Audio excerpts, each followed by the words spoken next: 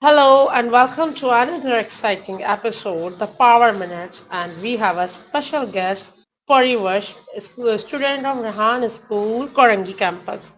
So today we will know more about her experience, challenges, and aspirations, and exploring their perspective on education and technology and her future. So welcome, Pariwash. How are you? Alhamdulillah, I'm good. Thank you so much, Mr. Bob, for having me today. I really appreciate it, and I can't wait to see how this interview goes. So, Parivash, can you please tell me more about yourself, your Yes, okay, background, your introduction? of course. My name is Pariwash Wali. I was born in Dubai and I lived there a couple of years. Most of my life was spent here in Karachi, Pakistan. So Rehan School is the first school I went to physically. Other than that, I was homeschooled for my full life actually.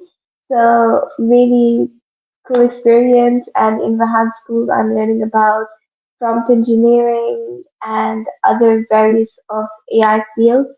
So very happy with that. And I'm really excited to see where that takes me. Parivash, can you tell me that what inspired you to pursue your study in AI or in this field? Okay.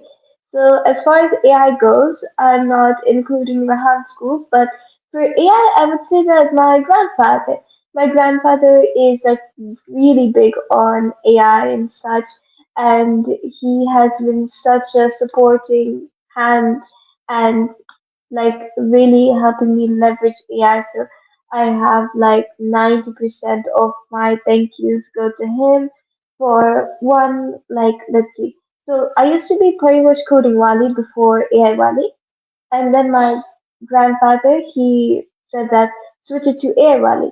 And he introduced me, I keep saying he, but I mean my grandfather, introduced me to prompt engineering when I was 10. So, like, he was like teaching me about prompt engineering when ChatGPT first came out. And it came out when I think I was 10 or something. No, obviously not 10, but like it got popular when I was 10. So I was learning about that and I thank him a lot because he introduced me to all this stuff. And so, yeah, grandfather, great person. So you do really task like interview, TEDx, and Canva, and the different. So which is your favorite task and why?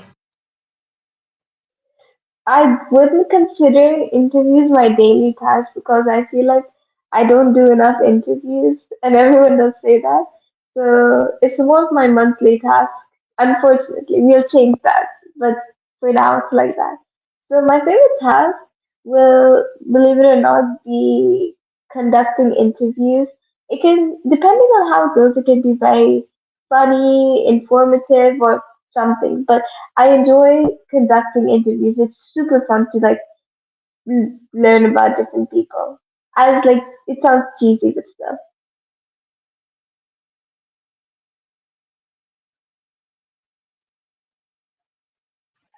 And what do you think that what is the most challenging task for you? Mm, oh, that's actually a really good question. Okay, so my favorite task is interviewing, but okay, no, actually, I changed it. I just remembered. Coding with AI, depending like book one, it was book one, two was easy. It was like cloud AI, and then book five, six was also fine, but book seven is a bit difficult currently because when it comes to like databases and such, I'm not too good at that, unfortunately, because I'm using a Chromebook, and when I use a Chromebook, I don't have access to window files and like actual proper coding files. So I can't really, I have to be very like, I have to utilize my own tools and find like little loopholes to what I do. So to be doing like databases and servers on a Chromebook is a talent of its own, and that talent I have not mastered. So let's see how that goes. Coding with AI, book 7. Parivash, what difference you feel with traditional education and AI education? All right, so the biggest difference would obviously be the curriculum. The curriculum is by far like night and day. I would say that traditional education is, you can use it in a lot of cases, but like I feel like there's a world where both education is needed. So I think that we can use AI and traditional both because currently, like Rehan School education will not make doctors. That traditional education will make doctors, but traditional education will not make the next Elon Musk, Jeff Bezos, and like Bill Gates. Rehan School will make the next Elon Musk, Bill Gates, and Jeff Bezos. But so those are three things, but we still need traditional education to make doctors for us, to make engineers for us, to make dentists for us. But in my opinion, I do think that we can leverage and better the traditional education by implementing AI and having them to have a little to leverage AI in learning those fields. So I think they can use like let me think of something. Uh, they can use medicine AI for learning medicine, like doctors and dentists can do that. So they can use AI, they can learn from Rahan School. But currently, I think that there's enough space on the stage for both of us.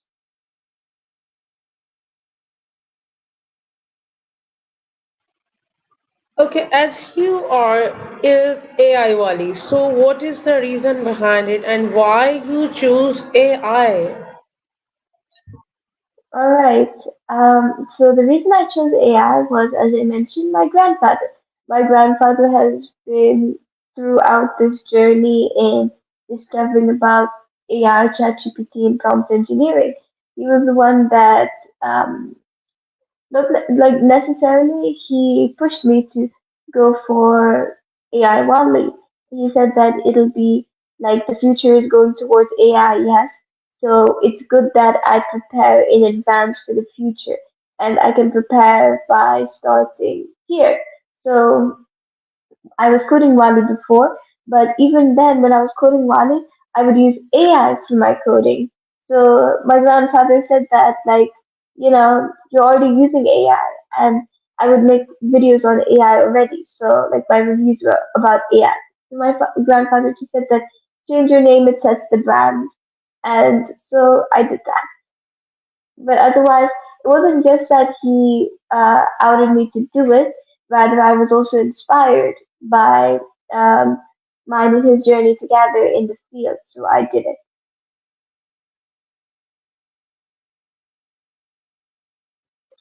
So as the student conduct interview on daily basis, so what do you think how interview activity or task helping a student to grow or to do something better to create connections or communication skills. So, what's your perspective about interviews activity?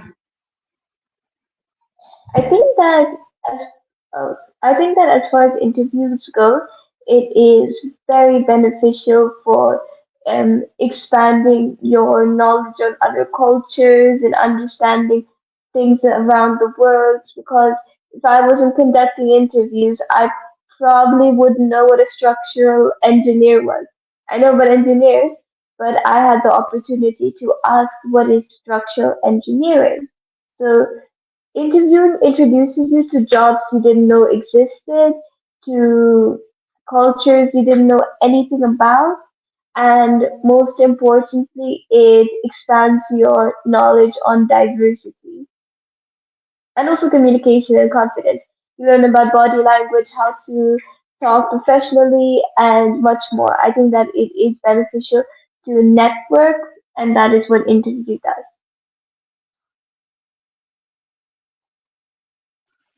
That's great. Parivash, where do you see yourself after 5 years or 10 years? What's your future goals? and how you are planning to achieve them. My future goal in 5 or 10 years, hopefully five, is to get two cats, right? So I hope that I'll get a calico cat and a ginger cat or maybe a black cat. And how I plan to achieve that goal is I plan to no, in 5 years, how old will I be? I will be 16, 17, 18, 19. Oh, Huh? I'll be 20 in 5 years. I'll be 20 in 5 years. That's insane. Okay, so considering I'll be 20 in 5 years, I will probably have my own money, I'm guessing, and I will have my own space and such, maybe. So in that time, I plan to go to the store. Specifically, I would like to adopt or rescue a cat. So, like, mm, adoption? No, like, where you get rescued cats and you give them a better life. So, I would outfit like, what's it called? Adopting? Yeah, adopting a rescued cat. And I would really like to do that. Hopefully, like, what should I do? What should I do?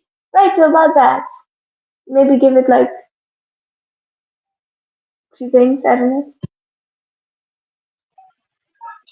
Parivash, we go to the expo. This is also our task and activity.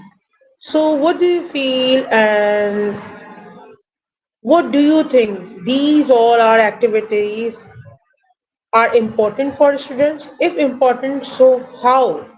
And what are the reasons that we go to the expos activity and what you learn about these all activities? So, what we learn about these activities? Let's see. Okay, so when we go to expos, I believe that Manara campus is more like organized and managed at expos. So I think you guys have an agenda. I'm not sure, but specifically for Kearney campus, we have a bit of a free hand, but at the same time, we are given a few tasks we have to complete at the expo. So the benefits of going to expos as Rehan School students and facilitators, workers, is that we get to bring out the idea of Rehan Alawala, and like ChatGPT, Rehan School. When we're going over there, we tell like people about our mission. So some people will be behind the desk at expos. They're going to give out flyers. Other people will be showing people about ChatGPT. And what we're doing is we're raising awareness. We're raising awareness of what ChatGPT is, what Rahan is, Rahan Alwala, what Rahan School is. We're raising awareness. And when we do that, we're one step closer to a better Pakistan.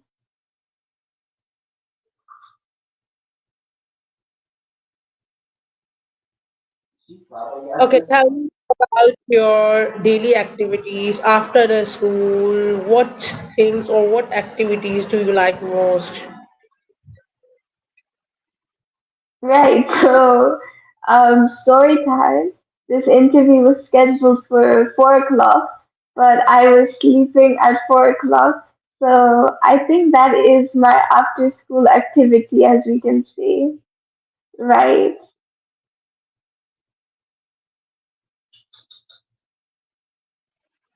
Okay, can you tell me about how can people or also how can we manage our professional and personal life? How to balance the both? Personally, I don't balance it. I just like mash it up into each other. And I think that it probably doesn't work too well for other people. And if we're talking about personal and professional life, I do believe there is always a barrier and there's always like a divider between both. So your professional life is here, your personal life is here, and your personal life is at home, your professional is at your workplace. So I do believe there is a physical divider, but in cases where it can be personal, example, if your coworker is your family friend or is a part of your family, then it is probably going to be difficult not to get personal with it. Example, if there is conflict, what's it called? Let me the legalized term for it. Okay.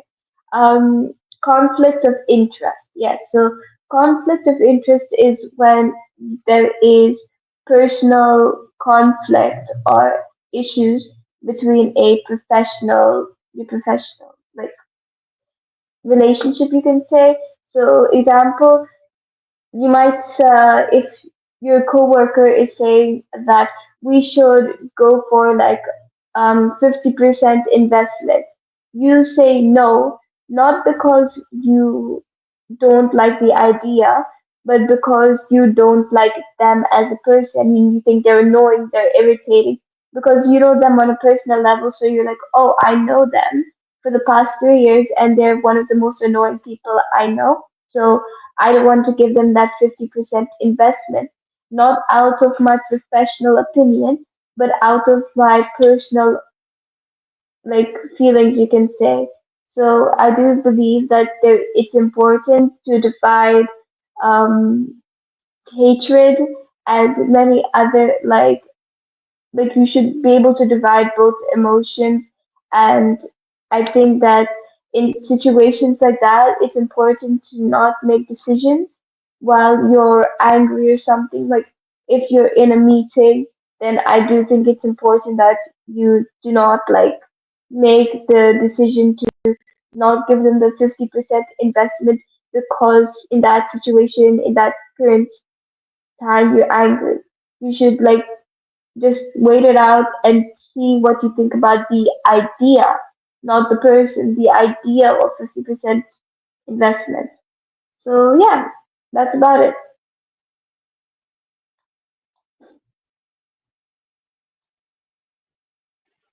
Mashallah, you are very energetic, like energy booster, and very motivated and very talented.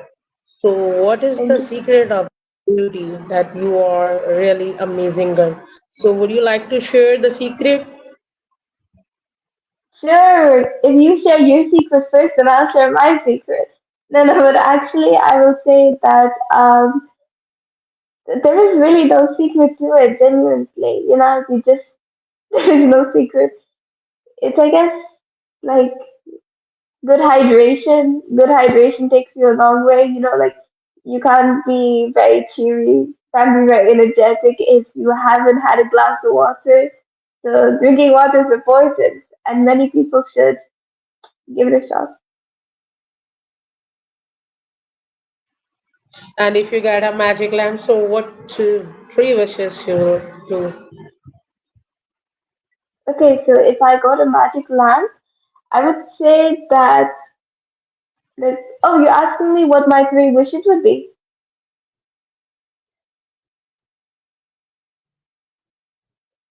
Is that a yes? Yeah, okay, I think it is. All right, so I would say that my three wishes would be one.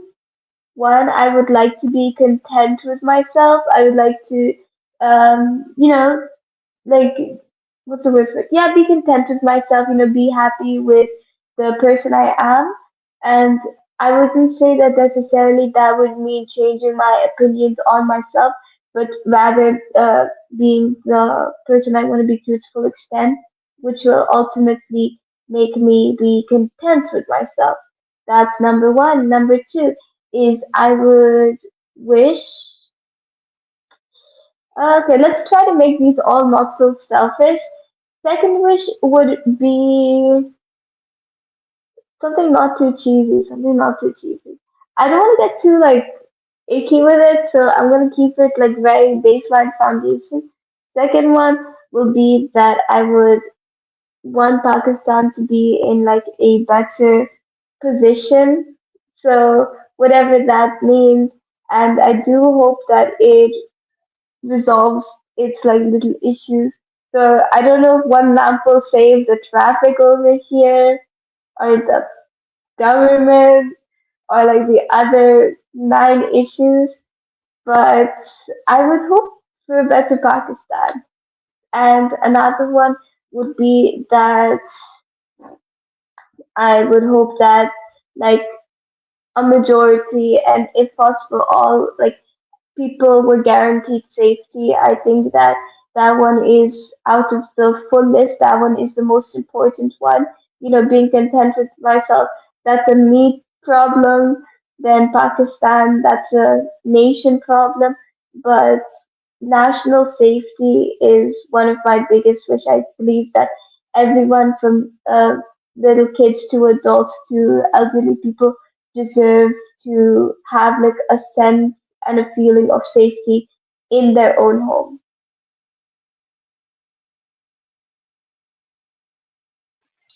Parivash, if you get a chance to become a president of Pakistan for a one day, so what do you think that what will you do first and how you will spend as a president of Pakistan? How will you spend your Mm, day? What's your thinking? right. So let me think. So I would one. I think that the first thing I would do was, if possible, I this is such a controversial move, but I think that improvement starts with unity, and so in this case, I would like to possibly, if if he agrees, I think that a great place to start would be to take the border, the Pakistan and India border down, hopefully, like no conflict.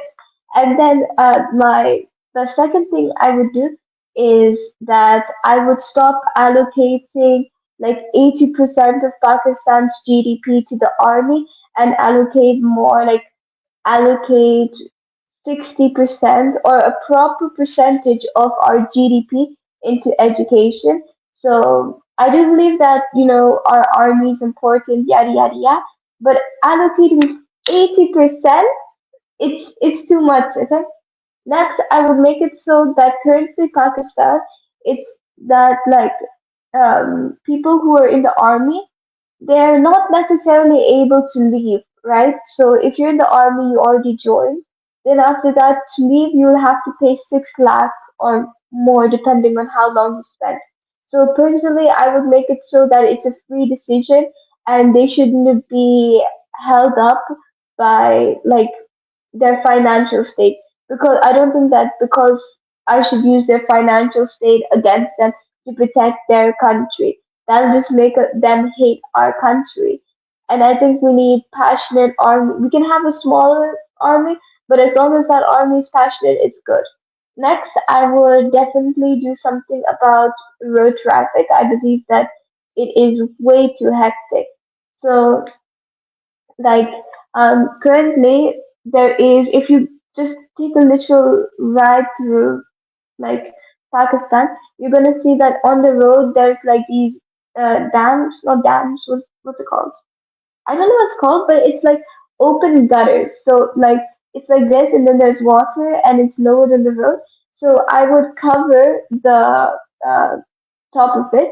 So then people will have, like people in the neighboring area will have clean drinking water. And I think that is like very important.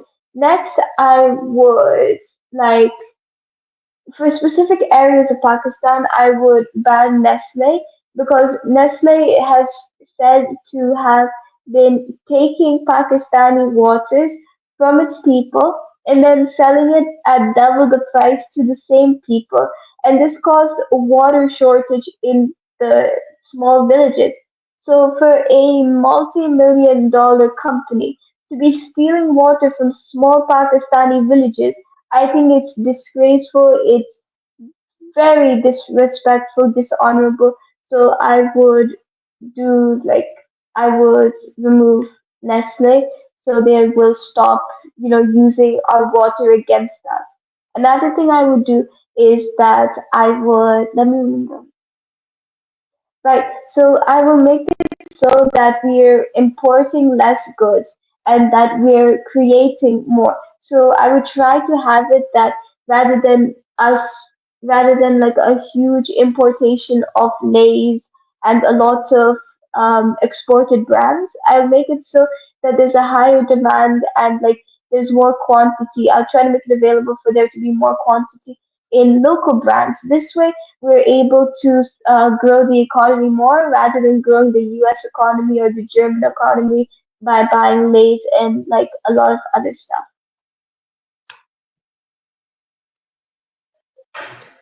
That's great.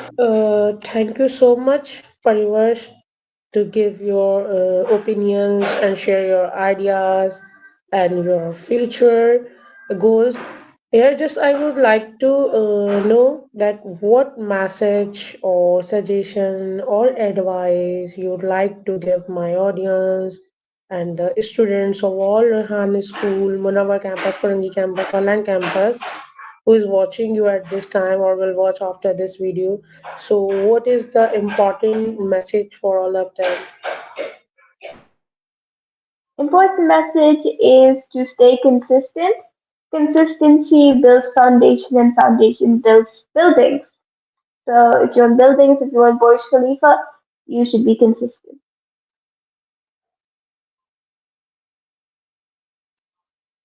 Thank you so much, Parivash, for your Thank you. time.